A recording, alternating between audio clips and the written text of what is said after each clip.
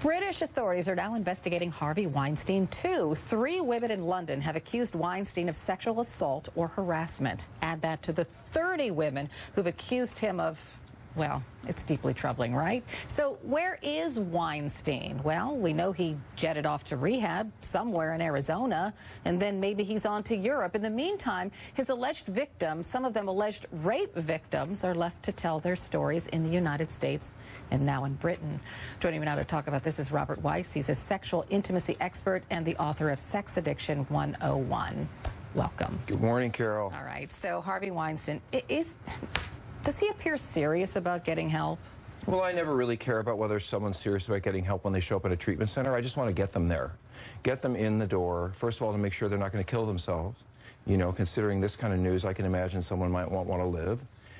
And then to figure out what the heck we've got. You know, I don't think any addiction treatment center is just addiction treatment. We're doing mental health work.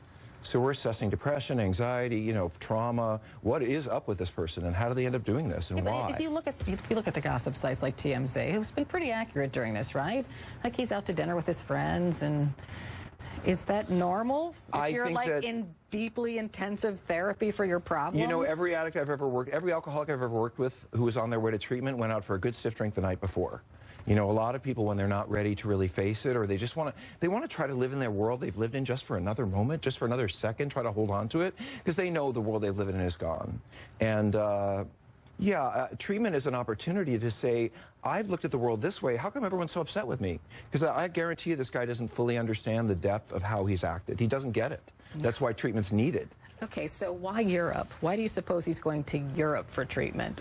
Well, Europe doesn't have really the quality of care that we have in America for these kinds of issues, so I worry about someone going to Europe. I think, well, will they ever come back? You know, that's what crosses my mind.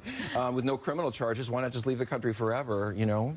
But I have to say something. It's been done by other famous men, I was thinking about a famous director who never came back to the country after some sexual accusations. But you know, Carol, I was thinking about why this was such a hot story last week. I mean, really, this is such a major story. And to me, it seemed like an opportunity for every man in America to look in the mirror and say, you know what? I'm not Harvey Weinstein, but maybe I pushed a woman a little too hard. Maybe once at a party I said, come on, too much. Maybe, I mean, isn't this a chance for every man in America to look in the mirror and say, do I have a little part of this? Do I have a little bit of pushing a woman? Do I have a little bit of making someone uncomfortable? Rather than all pointing at him, why don't we look at ourselves? Building out there to what you've just said. Yeah, nobody likes the therapists. You know, nobody likes until they need us, then they like us. No, I'm just saying that, you know, you never put yourself in that kind of person's shoes. Right. Why not? Why not take the opportunity to say, you know, maybe once I said, come on, what I should have said, no, won't bother. Or, you know, when this is an opportunity for every man in America to say, do I have a little piece of this, and how can I be a better man in my relationship with women? Because it's a learning lesson, it's a teaching point for all of us. But other men did know he was behaving badly in the world of, even his own brother. His brother gave an interview to The Hollywood Reporter, and he says, quote, it's hard to describe how I feel that he took out the emptiness inside him in so many sick and depraved ways. It's a sickness, but not a sickness that is excusable. No. It's a sickness that's inexcusable. Yes, it is a sickness. So his brother knew, but his brother went on to say, I didn't know the extent of his sickness, but I knew he abused people. How many people around Michael Jackson knew about his drug problem? How many people around Whitney Houston knew about her drug problem? I mean, we lose famous figures to irresponsible, crazy behavior because they're in power positions and people put up with it.